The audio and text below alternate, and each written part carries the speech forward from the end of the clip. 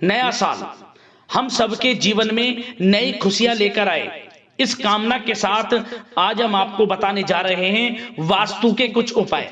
दोस्तों, वास्तु के अनुसार कुछ ऐसी वस्तुएं जिन्हें यदि आप नए साल के दिन घर ले आते हैं तो आपका जीवन खुशियों से भर जाएगा। आपके घर में धन सुख संपत्ति का वास होगा। दोस्तों, वास्तु में कुछ वस्तुओं को बहुत ही शुभ माना गया है और ऐसी मान्यता है कि इन चीजों को घर लाने से आपकी कमाई में वृद्धि होती है, घर में सुख समृद्धि बढ़ती है, परिवार में खुशियां आती हैं। आइए देखते हैं कौन कौन सी ऐसी वस्तुएं हैं और इन्हें किस प्रकार आपको लाकर रखना चाहिए। नए साल को लेकर हमारे मन में नई आशाएं और उमंग हमेशा रहती हैं। सभी ये चाहते हैं कि नया साल हम सब के लिए लकी हो और हमें कैरियर में और पारिवारिक मामलों में शुभ फल की प्राप्ति हो। नए साल को बेहतर बनाने के लिए वास्तु में कुछ उपाय बताए गए हैं। वास्तु के अनुसार नए साल पर घर में कुछ चीजों को लाना बहुत शुभ माना जाता है। आइए बताते हैं कौन सी ये चीजें हैं और इनको घर लाने से क्या फायदा है। सबसे पहला है दर्पण, यानी कि शीशा, जिसमें हम अपना चेहरा देखते हैं। वास्तु में दर्पण को बहुत ही शुभ माना जाता है। ऐसी मान्यता है कि दर्पण में 2 गुना लाभ देने की क्षमता होती है। नए साल में अपने घर में एक सुंदर सा सजावटी दर्पण लेकर आएं और इसे घर की उत्तर दिशा में लगाएं। इसके साथ ही आप चाहें तो ऑफिस में भी अपने बैठने के स्थान पर दर्पण लगा सकते हैं। वहीं जो लोग बिजनेस करते हैं वे अपने पृष्ठान पर कैश काउंटर के ठीक सामने एक दर्पण लगा सकते हैं।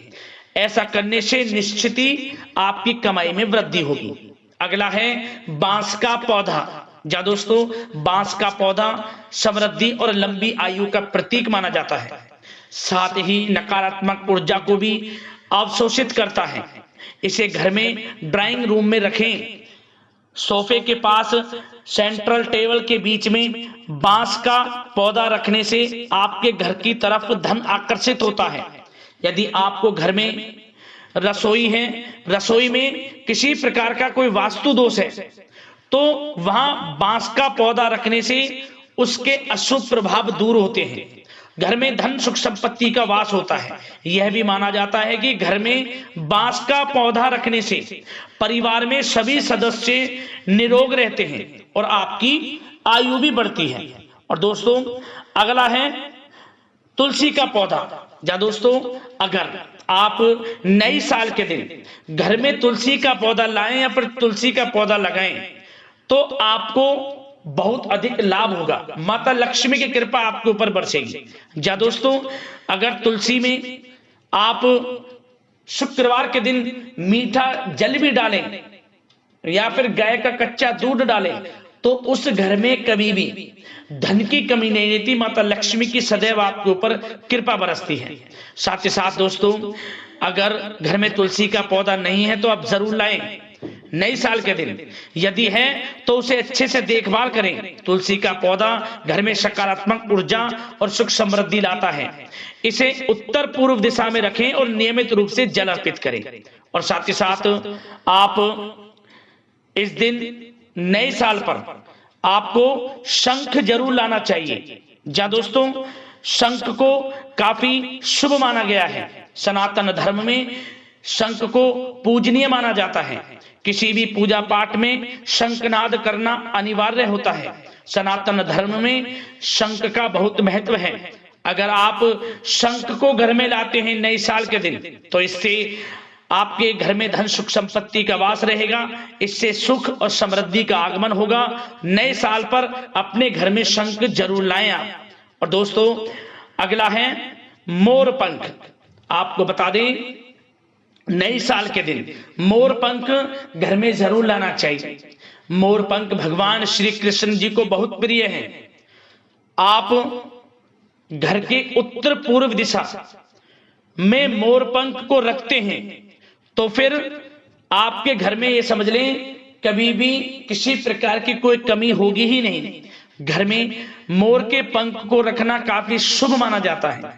ऐसा कहा जाता है मोर का पंख घर में सुख समृद्धि लाता है और पारिवारिक समस्याओं को दूर भगाता है। साथ ही माता लक्ष्मी के घर में वास होता है। तो मोर पंख नए साल के दिन घर में जरूर लेकर आए। अगला है दोस्तों लाफिंग बुद्धा। आपको बता दें नए साल में लाफिंग बुद्धा को खरीदना काफी शुभ होता है। इससे आप अपने ड्राइंग रूम के मुख्य द्वार पर भी सजा सकते हैं। माना जाता है कि नए साल के अवसर पर लाफिंग बुद्धा खरीदने से घर में लोगों में खुशियां बनी रहती हैं।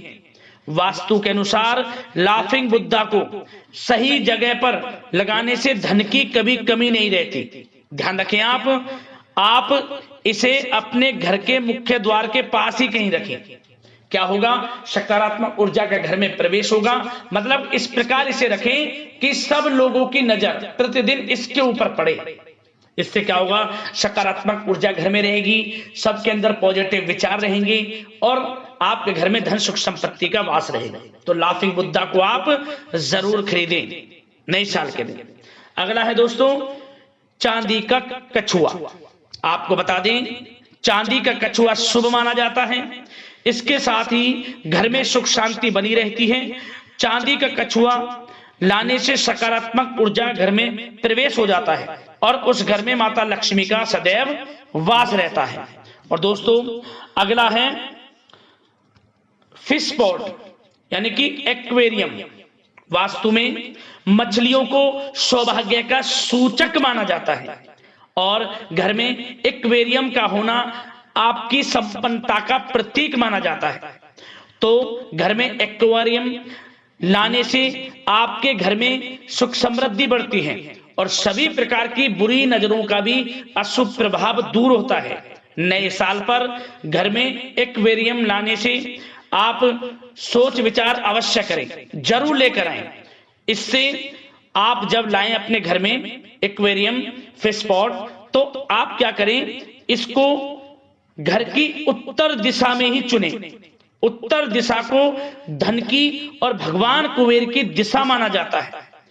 इसी दिशा में बड़ी या फिर छोटी जैसी भी आपकी क्षमता है बॉडी लगाकर आप घर में इसे रख सकते हैं। मतलब कि घर की उत्तर दिशा में ही एक्वेरियम को आपको रखना है। ऐसा माना जाता है कि वास्तु में मछलियों को सौभाग्य का प्रतीक माना जाता है और घर में एक्वेरियम का होना आपकी संपन्नता का प्रतीक माना जाता है। घर में धन सौभाग्य में वृद्धि होगी, माता लक्ष्मी का वास आपके घर में सदैव रहेगा। तो एक्वेरियम भी आप नए साल के दिन जरूर लेकर आए। और दोस्तों अगला है आप इस दिन जिस पेड़ पर चमगादड़ बैठते हो, जिस पेड़ पर चमगादड़ बैठते हो उस पेड़ की थोड़ी टहनी आप ले आए या फिर आप केले के पेड़ की जड़ भी ला सकते हैं। उसे भी आप या तो आप जिस पर चमगादड़ बैठते हो उसकी कोई सूखी डंडी हो या फिर केले के पेड़ की जड़ हो, कुछ भी दोनों में से मिल जाए, पीले कपड़े में बांधकर आप अपने घर के मुख्य द्वार पर इसे बांध दें। नए साल के पहले दिन आपके घर में कभी भी किसी प्रकार की कमी नहीं रहेगी, कोई दोष आपके घर में लगेगा ही नहीं, किसी प्रकार की नकारात्मक ऊर्जा आपके घर में आएगी नहीं, सदैव धन सुख संपत्ति का वास आपके घर में रहेगा। तो दोस्तों इन चीजों को ले आना जो हमने इस वीडियो में आपको बताएं, आपके घर में पूरे साल अन्न धन के भंडार भरे रहेंगे, किसी प्रकार की कोई कमी नहीं रहेगी। जरूर लेकर आए इनमें से कोई भी चीज। तो दोस्तों वीडियो को लाइक करना, शेयर करना, चैनल को सब्सक्राइब कर लेना। इसी प्रकार का आपको महत्वपूर्ण वीडियो समय पर मिलता रहे। धन्यवाद।